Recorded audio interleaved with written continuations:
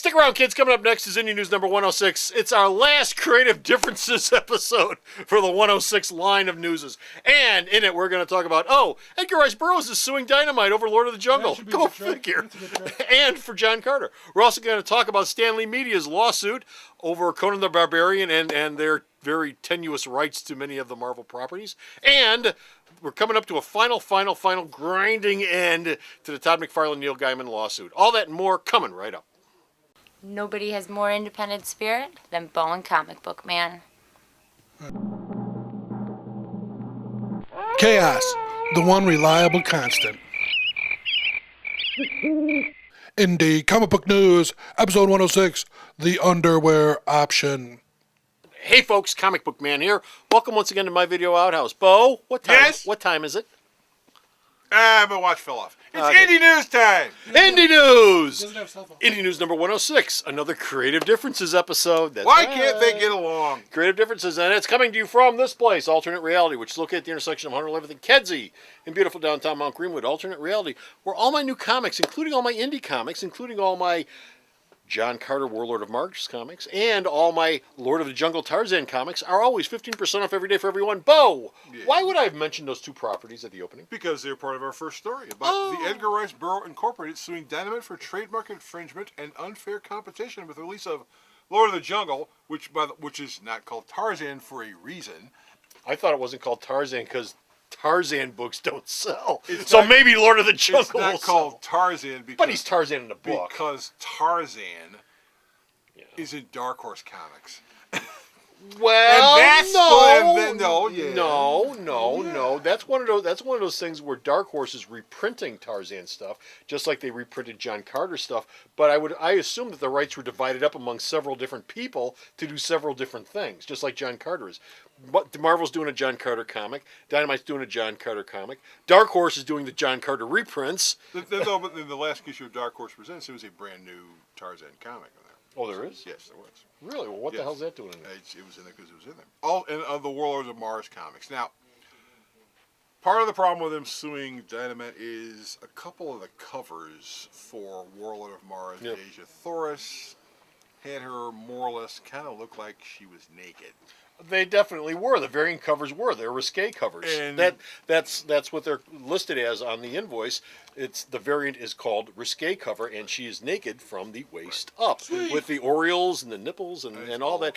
Kids, go to bed. You don't want to hear this stuff. This is adult stuff. Nipples So are they- A lot of boobalage. Nipples are So they're having trouble with that. Now, in the United States, all Burroughs work is considered public domain. Okay. Which means, they can do anything they want with it. Right. But in the United Kingdom, however, the Burroughs estate still owns the copyright to the characters. Okay, but Dynamite is located in the United States. But Dynamite's books are available in the United Kingdom, and so people walking into UK stores can buy these Lord of the Jungle and Warlord of Mars comics, and so they may not get any money on the American end of this lawsuit. But on the British end of the lawsuit, they can go, no. Well, as far as Diamond goes, that's very simple to fix because Diamond always has codes attached to their books. Some of the stuff that they sell in previews, you can't sell in other countries for various reasons, either adult content or whatever. So not a lot of the stuff, but some of the stuff in the Diamond catalog has cautionary marks against it, saying, this item not available in the United Kingdom, this item not available in Hong Kong, this item not available in South America, or whatever. But it's cautionary codes. You could do the same thing with Lord of the Jungle. Oh, you could do the same through thing. Diamond. Yeah, through Diamond. Because the Burroughs estate basically said, we gave the rights to doing Tarzan and other stuff. We gave them to these specific American publishers. The basic reason why Lord of the Jungle is called Lord of the Jungle because they can't use the word Tarzan in the title. Seriously, I assumed it was because if you name it Tarzan, it won't sell. But if you name it Lord of the Jungle, more people might actually pick it up out of curiosity. And everyone knows it's Tarzan anyway. Everybody knows it's Tarzan anyway. But Tarzan is something that the Burroughs estate worked out with Dark Horse. Okay. And so that's why the book's called Lord of the Jungle. Okay. I thought it was because they went without the loincloth. No, it's basically just a way for them to dodge. They haven't done any risque covers with Tarzan yet. Well, Naked Tarzan probably wouldn't sell, but Naked Jane might. Oh, I don't think you'd say Naked Jane covers. There'd be no reason to do it. Cheetah's naked all the time. Well, there you go. That gets that big monkey naked audience. It would rewrite Swinging Through the Jungle. It would definitely rewrite Swing. There you go. So what do you think will happen with this? I think that the Burroughs estate will end up getting a certain amount of money from the Dynamite folks, and those books will no longer be available anywhere at all in the United Kingdom. I can't help. It won't be a big amount of money. It may be $10,000 of money. I can't help but thinking that Disney's fine hand is in this someplace.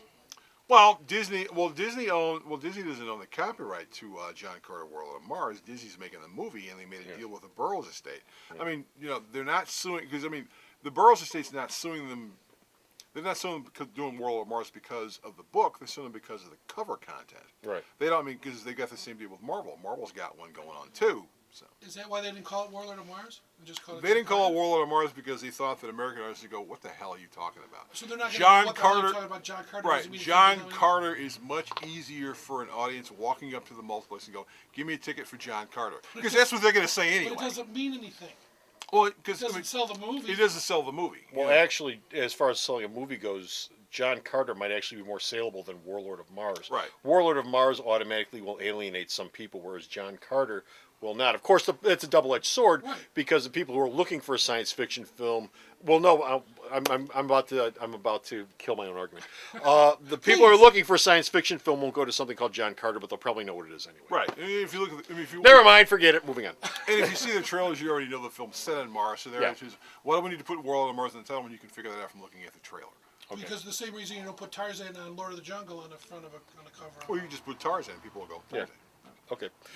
Next up, Stanley Media. Stanley Media has been in court over the rights to Conan the Barbarian, of all things, and a federal judge has finally ruled on this lawsuit. Stanley Media Incorporated, which by the way has absolutely nothing at all to do with Stan Lee. No, it he doesn't. left that company a long time ago, and they've been trying to make money over the very brief and very non-lucrative agreement they had with Stan Lee over POW. Remember POW? Yes. No. Pow!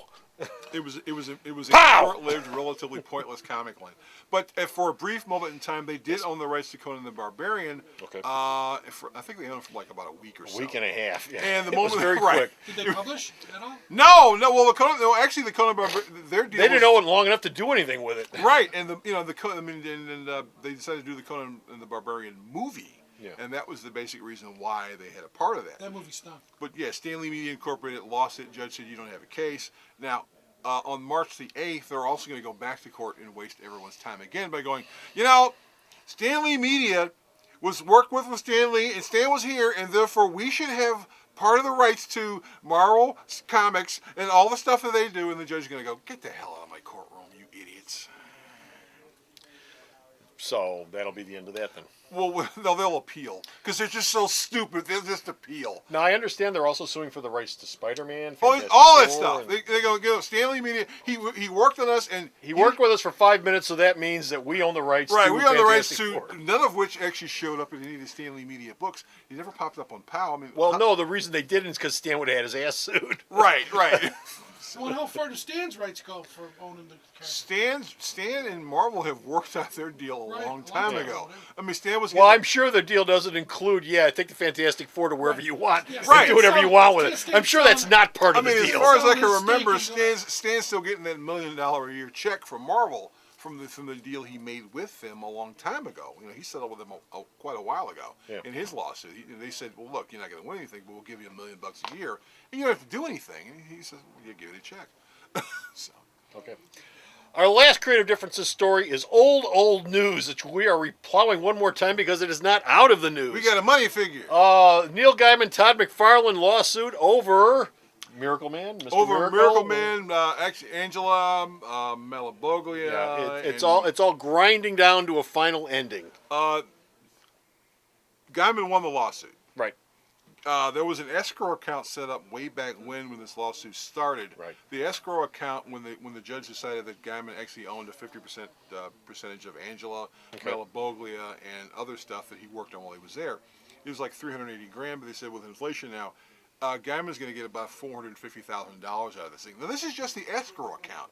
Yeah. This has nothing to do with any actual damages. So that $450,000 that Neil's going to get is going to some charity that Neil's going to name. So. Oh, he should buy a baseball with it. Oh, he's not going to buy a baseball with it. That would have been nice. Part of the He should lawsuit- buy a baseball with it. Part of the lawsuit, Todd, is you lost. You owe him this amount of money, and you can give him all the baseballs. 400,000 baseballs with it. You'd be amazed how many people still talk about that damn baseball. It was the dumbest thing on the planet. It was pretty stupid. $3 million for a baseball isn't worth 15 It's cents pretty now. dumb. But yeah, so far it's 450 grand. So if you figure out how much money they're going to make from trades and all that other stuff, it might end up going up to almost $1 million. Oh, God. And on that note, we're done. We're finished. We're out of here. I've got no more, and he's got no more indie news. But if you go to the store's website, you will be able to see more of the news this man gives me. I post up. Bo, Yes? educate him. Sarah will tell you everything. Listen, because she talks really, really fast. Maybe you AARP or you should try ginkgo biloba. www.myalternatereality.com. So stop off at the store's website and check out all of his news. And until next time, this is Comic Book Man. And this is Stan Lee, kids. Saying bye. I'm suing you. Go right ahead. Here at Alternate Reality, we have always believed that kids are the future of this industry, and that's why I have the largest kids selection of any other store anywhere. Come on down to Alternate Reality and you'll find comics and trade paperbacks on Pixar characters like Toy Story and Cars, Muppets, Disney, Simpsons, DC and Marvel characters, of course, like Tiny Titans, Scooby-Doo, Spider-Man, and Marvel superheroes. I also have a large selection of girls comics and girls-related trade paperbacks, as well as illustrated classics and a whole lot more. Readers are leaders, so come on down to Alternate Reality with your little one and pick up some comics that both of you can enjoy. The Video Outhouse is brought to you by some of the finest people willing to work for free. This is a list of some of them.